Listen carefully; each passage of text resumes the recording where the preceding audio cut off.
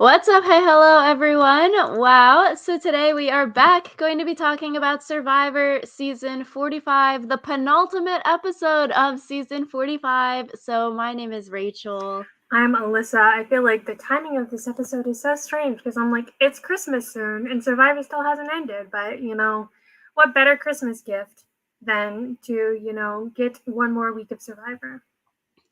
Yeah, usually I feel like Survivor ends like the second week of December because it's usually when we are in school during final season. And now it's like, okay, it is literally right before Christmas this year. Yep. So, this was a fun, exciting, drama filled episode. Definitely a little bit of like deja vu from last week, but different people in the choosing situations this week, which made it very interesting. We start off the episode learning that the Reba 4 weren't all in on the plan because last week Alyssa and I were talking, speculating, like, oh, maybe Dee, Julie, Austin and Drew actually came together and it was off camera.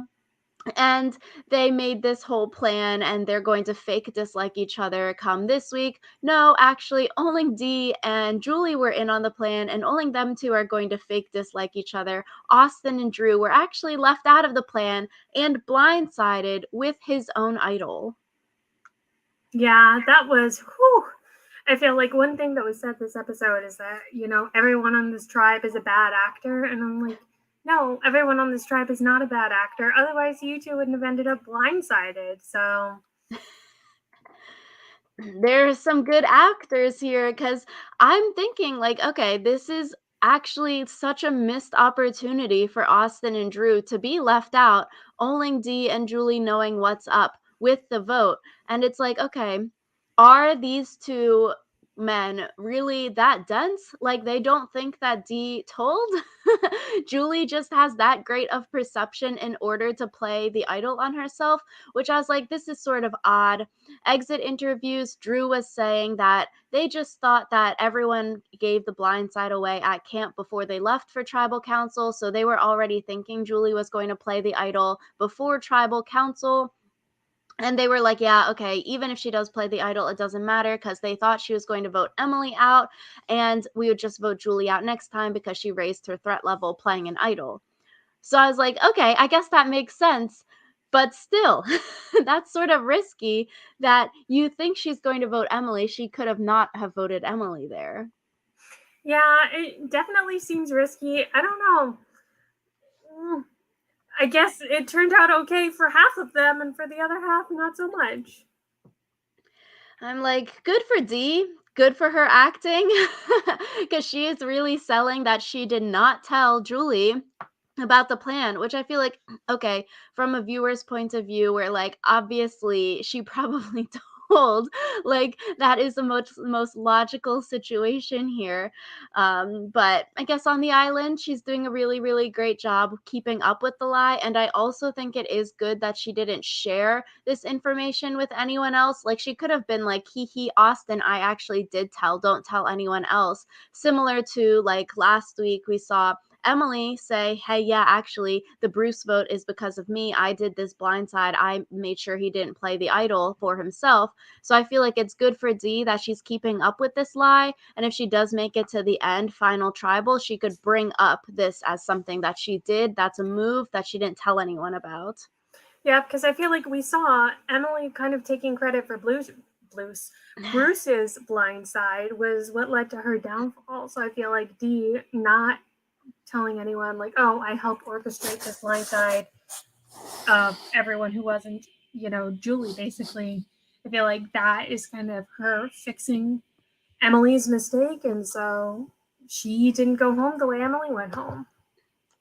I think it's really good on Dee. Like, keep your mouth shut and it's going to work. And so I think that's really, really good for her that she realizes, hey, I shouldn't really tell people that would make a target on my back. I have to lie to one of my closest allies in Austin consistently and keep on lying to him throughout this period. And going to be a little bit spicy next week with the fallout of this week's episode, but like, not playing too much with emotions of like, oh, since I really like him, I owe it to him to tell him, but separating, okay, we can have a flirtmance, showmance, romance, but also I'm playing this game. Yeah, because I feel like consistently what we see happen in showmances is people put the relationship above the game, and it's like, what are the odds? This sounds so cynical, but like, what are the odds that you guys are actually going to work out long term? You know, and $1 million stays a lot longer than a boyfriend most times. So True, and with Survivor only being a one-person winner, you get the million compared to partner shows like The Amazing Race, where if you go on with a significant other and you end up breaking up later, which, can happen, you only get 500,000. you just got to think about it, smart financial decisions. So Exactly. You gotta think with your money. So, Julie was actually really, really hurt though, because everyone did vote for her last week, which is sort of funny in hindsight because we thought maybe people were in on the plan and she was faking being hurt, but actually she's legitimately hurt. yeah, I feel like the only person she's faking with, obviously, is Dee, but I can get why you would be hurt because, your closest allies lied to your face. And I think a lot of times people, like, if they get blindsided the way Julie was blindsided, she would have time to go back to Ponderosa, cool down, self reflect. But because Julie played her idol, she didn't go home and she then didn't have the time to, chill out, make peace with it, because it's like you still have to play the game with these people, which isn't something that a lot of people have to do after people try to vote them out unanimously. So I And feel like definitely hard for Julie in this like case, but it was definitely cool to see her kind of, go into rage mode and try to do something wild. it's gotta be crappy, like a crappy feeling, similar to, like, Jake always being the backup vote, like, "Oh, why can't I get my footing in this game? Maybe I'm not as good as I thought I was at this game, like, what is wrong with me that nobody likes me and I'm being left out of the vote?" I feel like maybe for younger people too, like, we see it a little bit with Drew this episode of, like, that insecurity of, like, the schoolyard pick coming back up, or if you got bullied or other things happened in your, like, elementary childhood days. I can definitely see how, like, okay, consistently being left out or, like, everyone trying to get rid of you, it's sorta like, "Hey, what's the reasoning for that?" Like, sure, it could be because you're a threat, but if people are saying, like, "Yeah, that person's so annoying. I really hate living with this person," like, that's gotta hurt. Yeah. And I think for Julie, at least it is like, oh, people think that they can't win against her. Like, I'd feel worse for Bruce, who had to listen to people, talk about how much they didn't enjoy his company. So I think I also wonder if you tell yourself, like, oh, they voted me out because I'm such a threat. Do you kind of, do you honestly believe that? Or are you just telling yourself that to make yourself feel better, Because a lot of times people who they try to get out, it's not necessarily because they're the most threatening. It might be for some other reason. So I feel like if I were on Survivor, I would be like, I don't think that they tried to vote me out because I was a threat. I think they tried to vote me out because they didn't like me. So I feel like in the moment, in, like, those exit interviews, you're going to say, "Oh, yeah, they voted me out because I'm a threat, like, so good for them," to save face, because I feel like coming to, like, the conclusion of the alternative, like, "Oh, they actually freaking hate my guts, and they don't like me, and they think I'm annoying," would hurt a lot more. So I think in those couple minutes after you're getting eliminated, you're probably just going to say, I'm a threat, so that's why they voted me out. But maybe upon more reflection, you might get that imposter syndrome of, okay, why did they actually didn't like me? And I feel like once the show starts airing and once it's your elimination episode and then people online maybe say, yeah, that person could have won the game. It's good that they got voted out. Good for everyone else. That's a great move. Then maybe you feel validated and less imposter syndrome of the statement, yeah, they voted me out because I'm a threat. but even so, that can be a long time to kind of hang in the balance. So I feel like psychologically it must be really difficult to go through this experience and then know that you're going to have to like rehash it. So kudos to them. I agree. I think the Survivor production not providing therapy after, I think you gotta get a good therapist for after the show once you're off it. Yeah.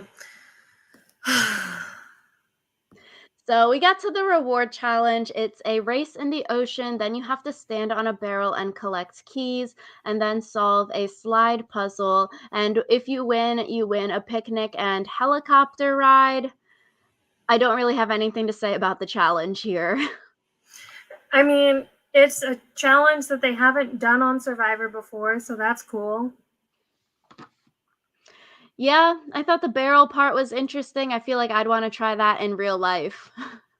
Yeah, I feel like part of what makes this challenge difficult to commentate on is just like Austin crushed it. I never doubted that Austin was going to win this challenge, so it's kind of like, no one else made a mistake. It's just that Austin was better. Same. I just wrote in my notes, Austin wins. I think Jeff should have only let them pick one person. So then it could have been a date. Because when Austin won, I was like, okay, he's totally picking D. It would be so funny if it was only D and Austin on the reward. Like, that would be the most amazing, awesome, cool first date ever. Like a first date helicopter picnic on Survivor. That would be a dream. I mean, it can still be a first date, just a first date with a chaperone. I was wondering, could Austin tell Jeff, like, hey, actually, do I have to pick someone? Can I just pick one person and just have it be the two of us? Like, would Jeff say, sure, leave 4 people back at camp? I mean, I feel like he would because he'd be. I mean, I feel like that would be the greatest drama ever. So I I need feel someone like to do it. I feel like most people wouldn't think to do it though, because it's kind of silly to, to potentially alienate another ally. Like imagine like Drew was already salty enough having to like play babysitter when like it was just because someone needed to be back at camp with Julie. Can you imagine how much saltier he would have been if it was like, Austin, you can pick another person, and then Austin's like, no, no thanks. I think I'm good. Like it would be It so would be so dramatic because it would just drama. be burning so many bridges. I know, like, it would be such good television, I think, or it would be funny if the person that won the challenge just said, "I actually don't wanna bring anyone with me. I wanna go on the helicopter ride alone, thank you." Yeah, I need some alone time. That would be so stupid though, because then you're basically asking for people to vote you out. Yeah, I wonder if it would be the thing like the car curse where people that, like, win big things like cars then typically get voted out directly after. If you won something and you're like, "Actually, I don't want anyone to come with," if that's very similar, because I feel like people are more salty when you win an individual thing like a car or something that's worth a lot of money compared to, okay, you won the family visit or you won letters. I feel like people don't like to vote for people who win the car just because, you know, because you already won something valuable. I wouldn't say that like getting to go on a helicopter ride alone over Fiji is comparable to like a $20,000 car. Yeah. I think someone should say, "No, I don't wanna bring anyone else. Sorry, Jeff. I'm going solo," or "I'm going on a date." Yeah, I felt bad for Katura when she was like, "Oh, I'm third wheeling." I was like, "Yeah, you are, honey. Sorry." I felt a little bit bad for Drew here talking about being picked last at school growing up and then never being picked here and only being picked if you're the winner of the reward. I'm like, "Dang, that's gotta suck." Bringing up some old wounds. Yeah, I mean, I feel like for me, I didn't really resonate with that just because it wasn't like he was being picked last. It was just someone else got picked, you know? Like Mm. I think that Julie would have been picked last, and so I feel like that's kind of more projection than anything. So, eh. Yeah. So on the reward, I thought it was funny. Drew back at camp. He's just so moody and angry about being left off of the reward. And then the helicopter flies over 3 times, only see it once in the episode. I just thought that was so funny. Him having like these temper tantrums on the beach.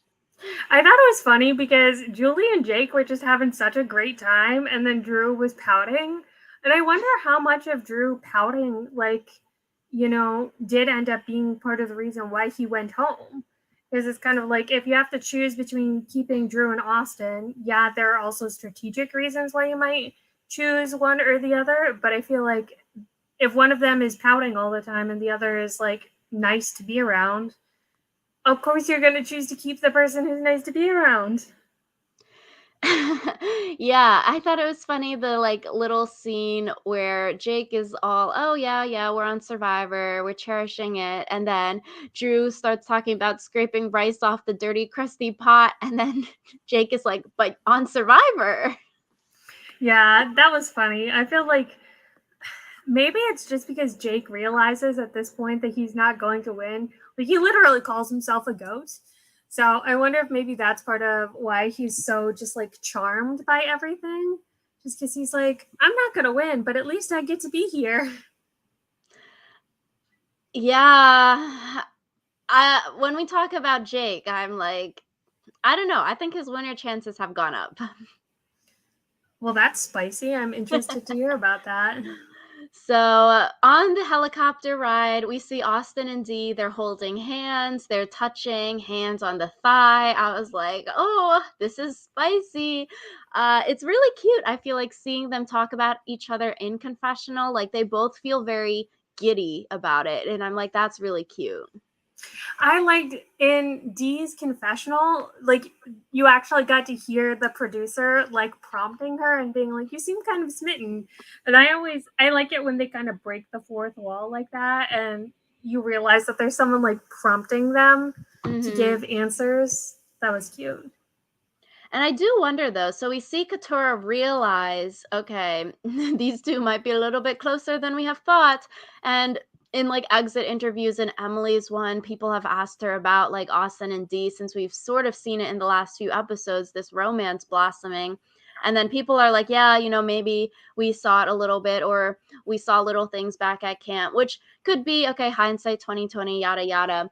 But now that we've seen Katura verbalize it here on this reward, I do wonder, will we see people next week or before final three be like, we need to split up the showmance. We can't have Austin and Dee together because they're a voting block. Maybe, hopefully, we'll see it. Or maybe that Dee blindsided Austin this episode. People are less worried because they see that even if they are together in a romance way, that she can separate that.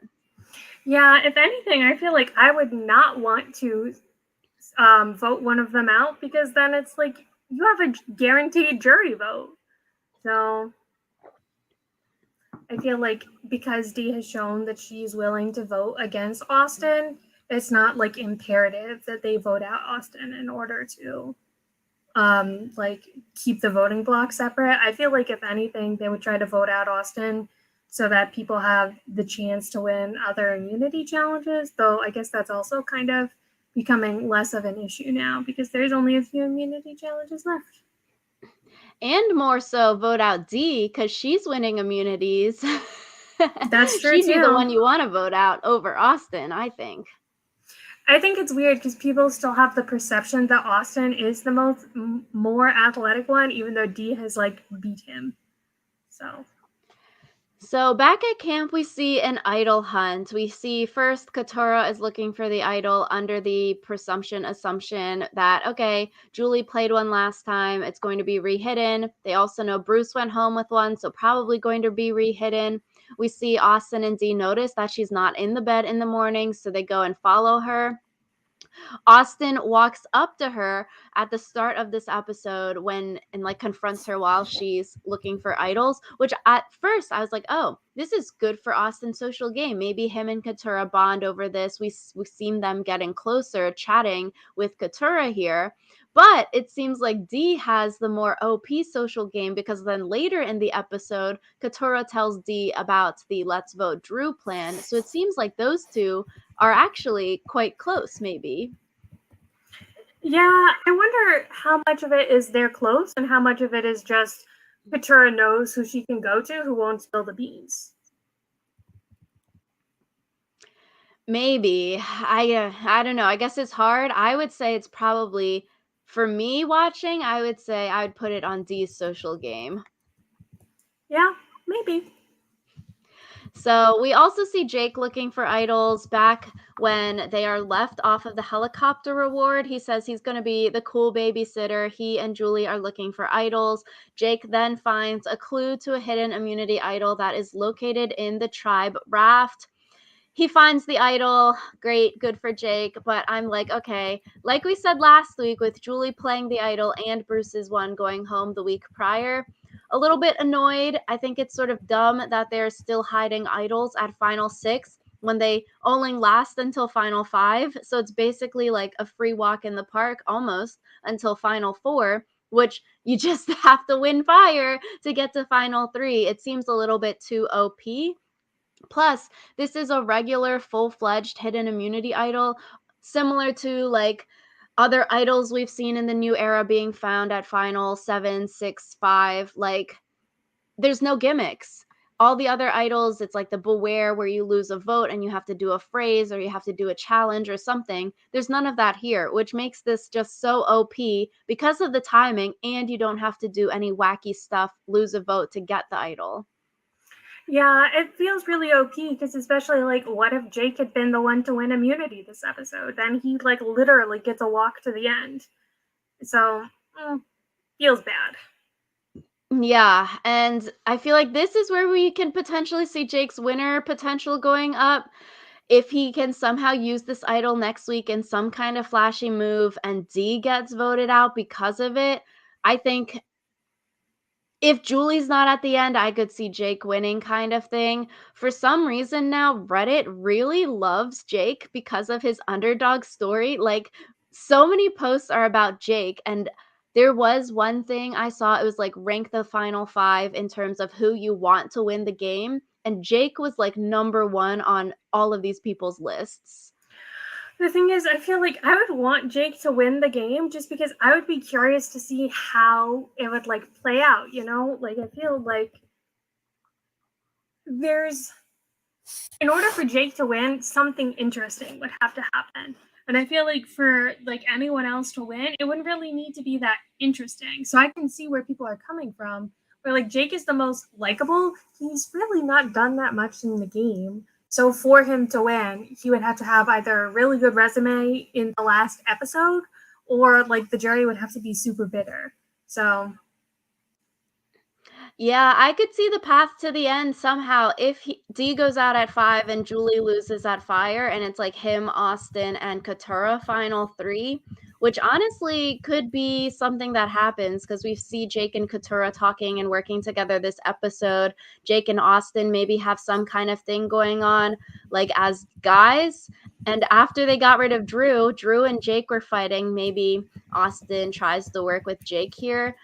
I could see him sort of have a path to the end if D and Julie get eliminated. I would agree with you and say, like, okay, D is obviously like the front runner right now. Like, D is probably number 1 winner potential. Mama J probably 2, then Jake at 3 right now going into the finale episode. So if those top 2 contenders get out, I think Jake could have a chance there. Um, which, yeah, I do wonder if, like, they can eliminate D and Julie. yeah, I feel like that's probably fair. Jake would win if he was against anyone but D and Julie. I think also Jake is very likable, and that's something that, not to say everyone else is missing that, but I feel like that's something that people want to see. So, I feel like with the jury, he has sort of golden retriever energy. Like when Jake a few episodes ago was talking about feeling bad because he's always been left out of the votes and he's wondering what was wrong with him. We see like Kelly say, "Oh, I sort of feel bad for him." So maybe even if he didn't have so much agency until like this week, basically, maybe going into next week, he has some more agency. People like that underdog story and could give it to him. yeah, I could see that happening for sure. So we get to the immunity challenge. You have to stand with one foot on a hinged beam and balance and don't let your ball fall. It gets down to D and Austin. And here we see after the challenge, D and Austin sort of flirting, play fighting, like, oh, I always love going up against you, da da da. Like, we are good competitors against one another, kind of thing.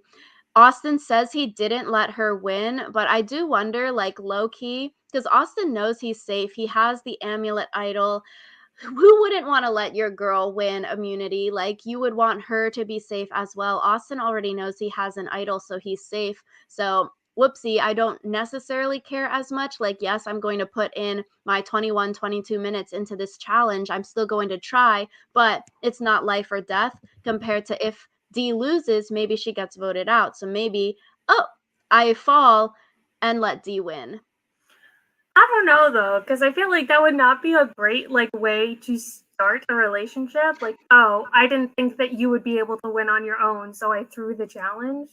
Like, mm, that's kind of like condescending, you know? Like, oh, you only won against me because I decided to let you win. I think that D won fair and square. I think like so too, like she obviously did really, really well in the challenge, but I do wonder, like low key deep down, Austin doesn't need to win it. Like it's not he won't get voted out this episode, so maybe he doesn't necessarily care about winning it. And we've seen Austin want to do nice things for D, so I could totally see like deep down, maybe you're like, okay, let me let my girlfriend girl win. Maybe. I But don't agree with that, but we see D's big toe coming in clutch again. it's always the big toe. So, pre-tribal council, we see Jake going up to Julie and saying that he wants to make a move. It doesn't make sense for him to go along with the other guys and just vote Julie out. It's not going to help his resume. I respect it. I like the hustle here. Like, okay, something that we've seen a lot from Jake is that he is willing to try. And I think that's all you can ask for in a survivor player. Like he knows he's on the bottom low key. So at least he's willing to try and he's not just going to let himself be a goat or be dragged along to the end. So I'm like, that is very respectable. Good for you for at least trying. Yeah, I think it's hard because it seems like Dee and Julie kind of independently came up with the idea to vote Drew apart from like Jake and Katura. And so I wonder, like at Final Tribal Council, who's going to get the credit? Like, will Jake get credit for going up to Julie and being like, I want to vote Drew?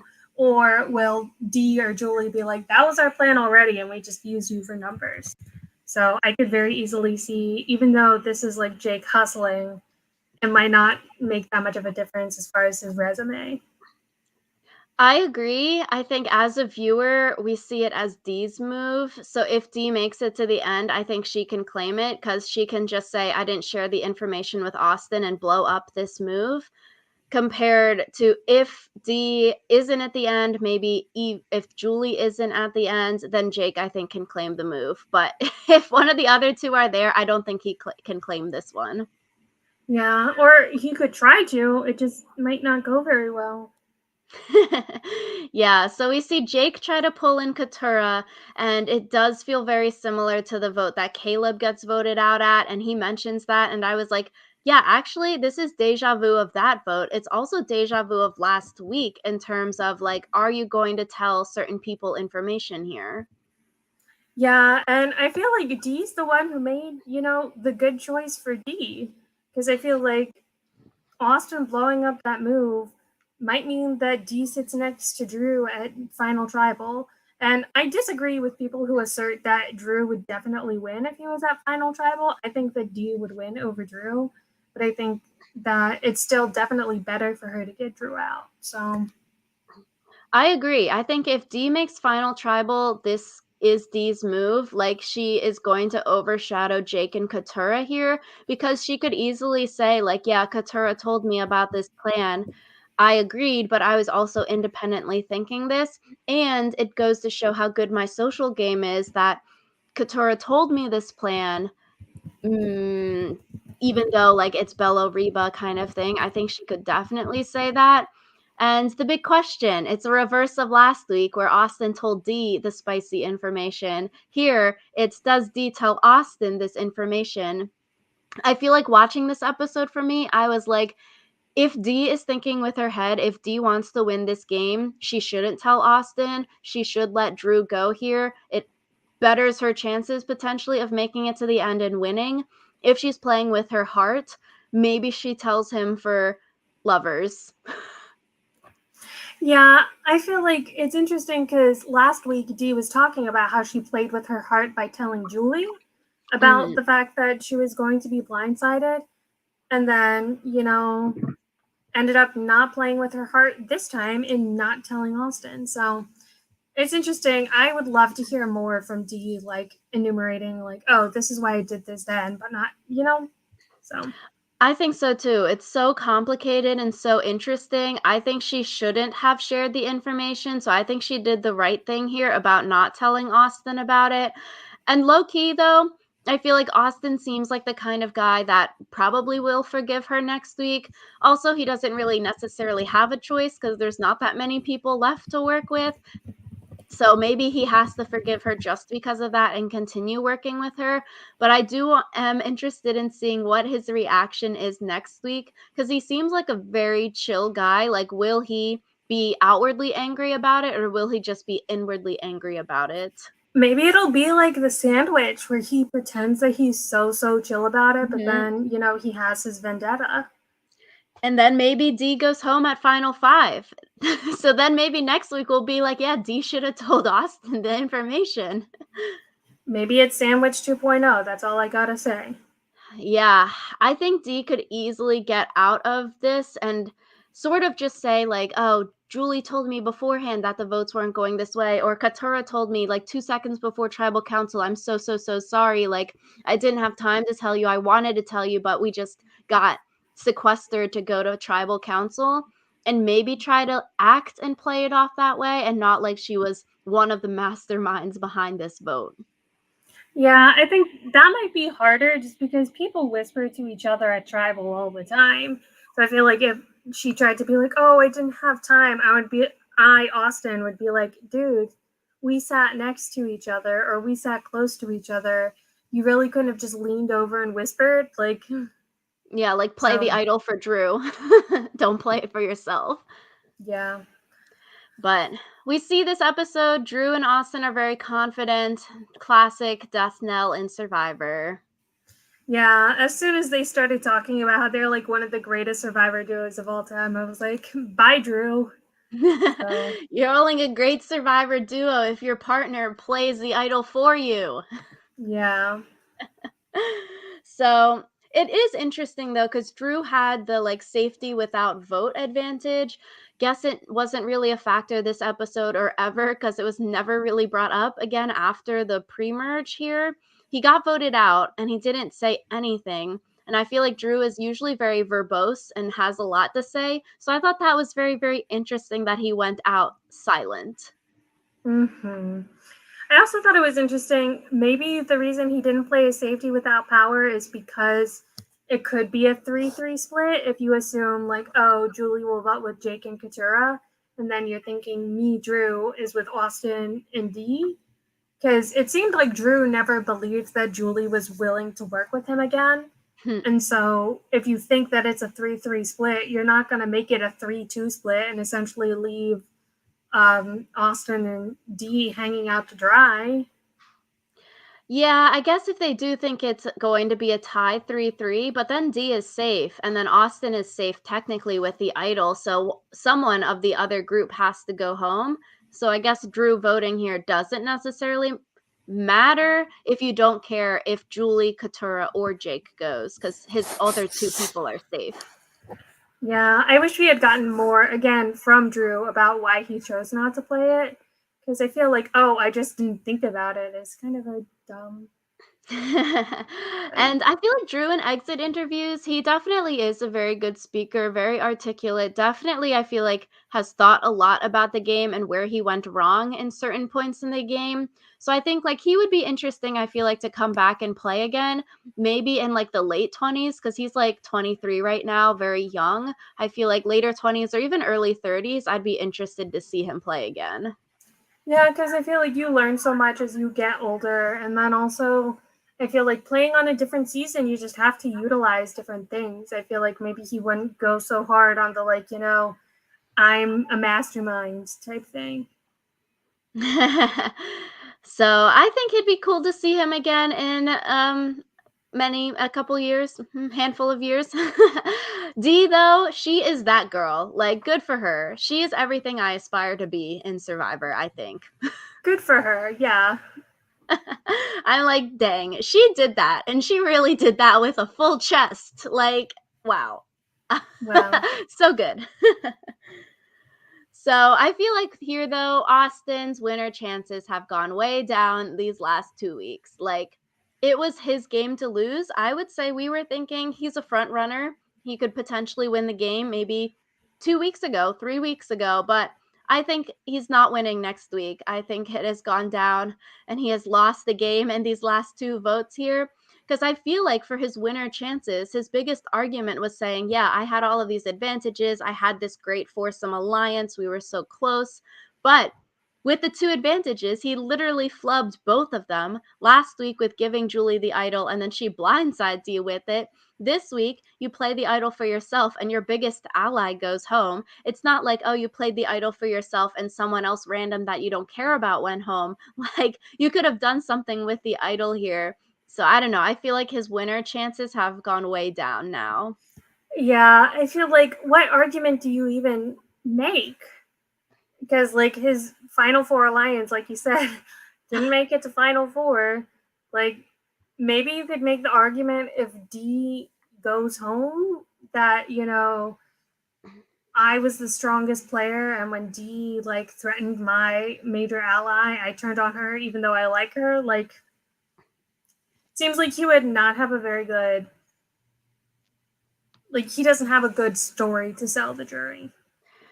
I agree. I think his story has sort of fallen away given the Reba 4 breaking up and the two idols not really working out. Because I feel like it would have been a great thing to say, like, yeah, the J Maya and Kelly amulet idol, I used it to make a big move. Which, if Jake does next week with his idol, make a big move, like, that's flashy. That's in front of the jury. That makes you look like you have your finger on the pulse. Here, it just sort of embarrassing for Austin. Like you didn't have your finger on the pulse of the strategy talk this week, and your biggest ally bro got voted out. Yeah, so I think it'll be interesting to see if the jury would ever respect the idea that like Jake flubbed most of the game, or does that not matter as long as he does a couple of flashy things at the end? I know. I think that'll be very interesting because I feel like in the meta of new era Survivor, it is really the case of like if you just have one or two flashy things, doesn't really matter. You can win the game. Yeah, I mean, I guess we'll have to see next week because I think also Jake, if he does have one or two flashy moves, that might win him against some people, but definitely not against like D or Julie. I agree. I think we're probably similar, Alyssa, saying that D is probably number one winner next week if she's at the end. Julie, number two. Jake, number three. Austin and Katura, 4 and 5, doesn't really matter. I don't see either of them winning. I think it's interesting because I could maybe see the argument for Julie being number one because she could say like, oh, you guys think that D is so smart, so strategic, but I was the one who made her want to tell me these things, like Mm. Julie's social game I feel like is impeccable. Like everyone has said, no one wants to get to the end next to Mama J.